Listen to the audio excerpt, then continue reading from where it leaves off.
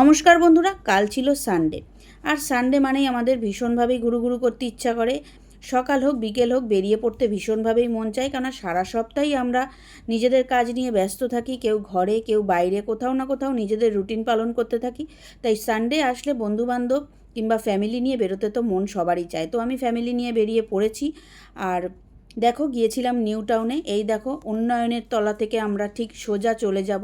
কোথায় যাব? নিউ টাউনে তো এসে পড়েছি। একটাই জায়গা, সেটা হলো ইকো পার্ক। ইকো পার্কে থেকেও অনেক জায়গাই আছে। ইকো পার্কের কিন্তু ভীষণ বড় একটা এরিয়া আর বিভিন্ন রকমের এন্টারটেইনমেন্টের জায়গা। তো ইকো পার্কেই চলে গেলাম। দেখো, মনে হলো যেন এইখানে এসে যে গাড়ি করে তো আসিনি, টাইম মেশিনে করে চলে এলাম 2050-এর মতন পুরো আবভাব। তোমরা দেখেই বুঝতে পারছো যে সব কিছু কিন্তু এগুলো ভিআরের মাধ্যমে তোমাদের এনজয়মেন্ট দেবে। দেখো, সবাই এই যে একটা রেসিং কার রয়েছে বিভিন্ন রকমের, এটা রয়েছে একটা মানে রোলার কোস্টিংয়ের মতন একটা রাইড রয়েছে। তো এখান থেকে আমরা দুটো টিকিট কেটে নিলাম। কোনটা চড়ছি তোমাদের দেখাচ্ছি। তার আগে দেখো, এই যে রিল্যাক্স করছে এই চেয়ারটায় আমার ওঠার ভীষণ ইচ্ছে ছিল, কিন্তু আমাকে ওঠালো না। আর আমার হাজব্যান্ডও উঠলো না, আমাকেও উঠতে দিল না। যাই হোক, মন খারাপ একটু হলো। তা মন খারাপ চলে গেল যখন আমরা এইটাতে উঠলাম।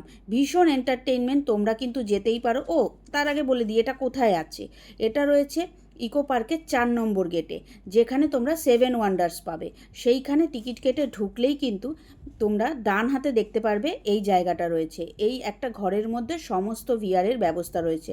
তো আমরা তো খুব এনজয় করছি। এইখানে একটি স্ক্রিন রয়েছে, তার মাধ্যমে আর কি তোমরা দেখতে পাবে, মানে এখানে গেলে যে কিভাবে তোমরা এই ভেতর মানে ভিআর থেকে তোমরা কিভাবে সেটা এনজয় করো। আর ঠিক ভিআরে যে ভিজুয়ালটা হচ্ছিল সেটা অনুযায়ী কিন্তু এইটা আপ ডাউন করছে, যাতে তোমাদের একদম সত্যিকারের ফিলটা আসে, মজা তোমরা অনেক বেশি নিতে পারো।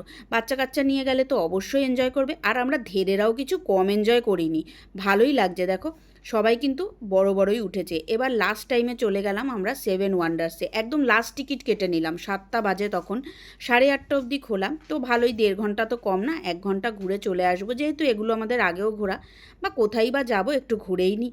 তো চলো, চলে গেলাম পিরামিডের কাছে। মেয়ের তো সে কি খুশি পিরামিড দেখে, নাচতেই লেগে গেল। তারপরে একটা পুল পেরিয়ে আমরা চলে গেলাম ঠিক ওই দেখো আগ্রা চলে এলাম।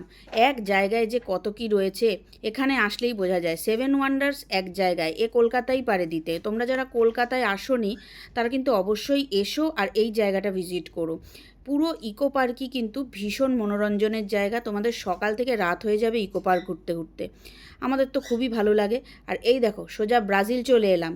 এখানে ভীষণ ভিড় থাকে, শীতকালে তো আসাই যায় না, এত ভিড় থাকে, ফটোশ্যুট থাকে, তারপরে ওয়েডিং ফটোশ্যুটগুলো হয়। ব্যাস, এখন কিন্তু গিয়ে দেখলাম বেশ ফাঁকা ফাঁকা, দারুণ এনজয় করলাম ফ্যামিলি নিয়ে। দেখো, পুরো তোমরা মজা করে ছবিও তুলতে পারবে। ভীষণ তোমাদের ফটোগ্রাফি স্পট রয়েছে। তারপর একটা মহলের মধ্যে চলে এলাম।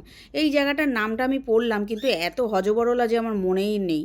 তারপর এখান থেকে বেরিয়ে গেলাম। বেশি লোকজন ছিল না দেখে আমার একটু কেমন লাগছিল। আর এরা তো আমার দিকে একটু তাকাই না, ভিডিও করছি যে এত সুন্দর, একটু তো লুক দেবে। তারপর এই দাদুদের সাথে আমার মেয়ে একটা ছবি তুলে নিল টুকুত করে। এইবার দেখো, চলে এসেছি আগ্রা তাজমহল। ওফ, এই জায়গাটা খুবই ভালো লাগে। আরে বাবা, ওই দেখো দূরে, ওটা কি? দূরে তো সেই রোম। এই জায়গাটা, এই স্থাপত্যের নামটা তোমরা জানলে আমাকে জানিও তো। আমার সত্যি এত গোলমেলে নাম মনে থাকে না গো।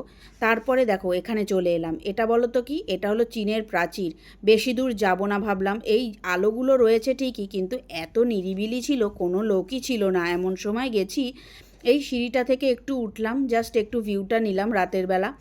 এর আগেও এসেছি, তাহলেও এসেছি যখন একটু পদধূলি দিয়ে যাই আর কি। তো এই ওপরটায় উঠে পুরোটা দেখলাম, দুর্দান্ত লাগছিল। আর দেখো তোমরা, এই তাজমহলটাও কিন্তু ভীষণ সুন্দর লাগছে এইখান থেকে।